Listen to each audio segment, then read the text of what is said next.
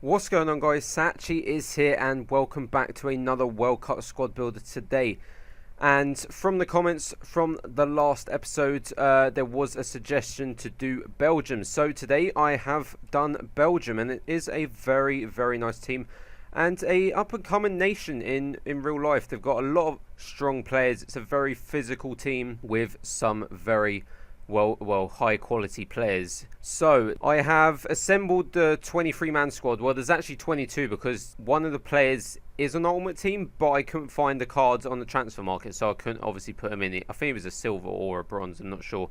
But anyways, in the substitutes we do have Mignolet, Van Boyten with that monstrous pace, Alderweireld, who I did actually play 5 games with at the right back spot, but I didn't really like him because he's only got 62 pace.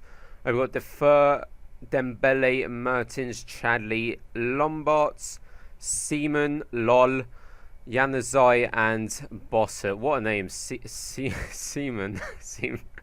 Oh god. Anyways, moving on to the starting 11, we went with a 4-2-3-1 because that is the formation that Belgium do use regularly in real life. So I thought I would try that out, and there was really only one striker that I could really pick that was decent. So in the goalkeeper position we do have the first team of the season in this team of the season, Courtois. Now a lot of people don't really like him in Ultimate Team, but I think he's a solid keeper. Yes, he makes a couple mistakes here and there, but I think he's a solid keeper. He's not as bad as someone like Casillas that I played with in the last squad builder.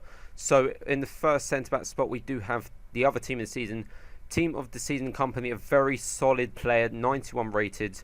A really nice card right there. 78 pace as well. That's just lovely. And the other centre back we do have Vermaelen, a bit suspect.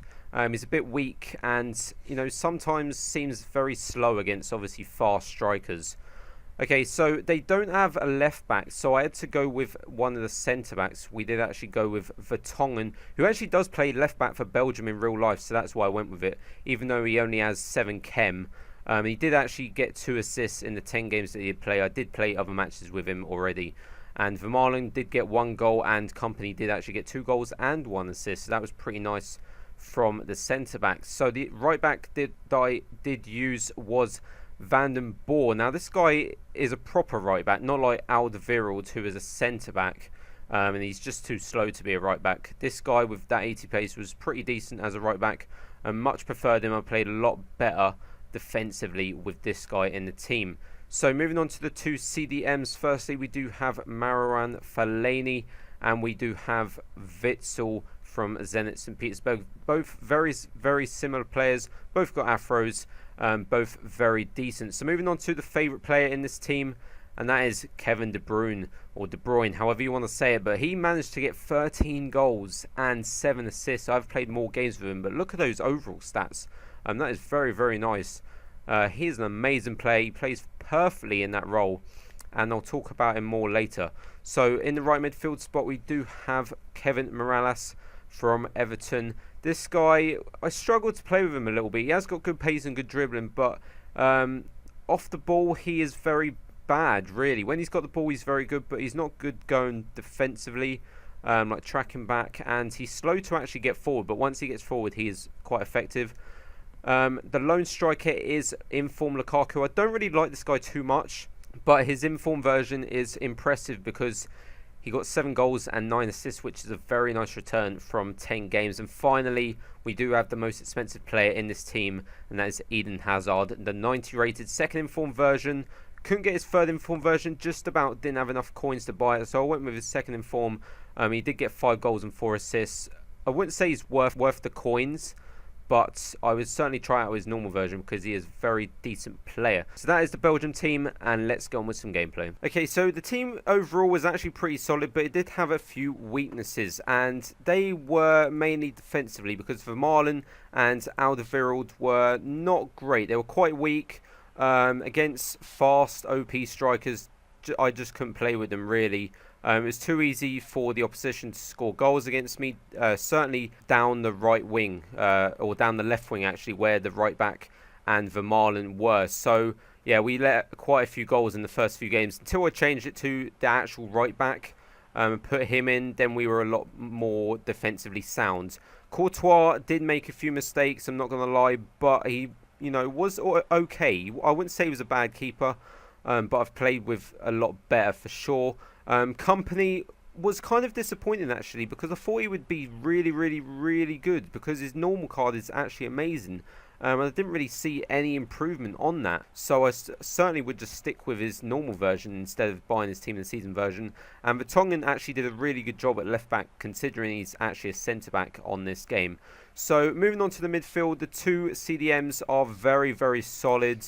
They do a great job, Fellaini and Witsel. They're so similar, not just by how they look, but also how they play. They're very good in the air. And they always track back, and they don't really get forward too much. I would say Witsel gets forward, and Fellaini kind of like stays back and does his defensive duties. Now, De Bruyne is the master of, when we go forward. He was literally the one spearheading every attack. Like every attack, nearly every goal that we scored went through him. He would be involved in it. And that's why he got so many goals and assists. He got 20 combined goals and assists in 10 games, which is an average of 2 per game, which is ridiculous. Morales was okay when he had the ball, but was disappointing when he was off the ball. Like, trying to get involved in new attacks, he was kind of disappointing. So, he's a non-rare, so you kind of expect him to not be great, but he was okay at times. And the two informs, Lukaku, who I just didn't really like him, but he tended to get loads of goals and assists. He got 7 goals and 9 assists, so I was really surprised at the return he gave me, even though I didn't enjoy playing with him that much.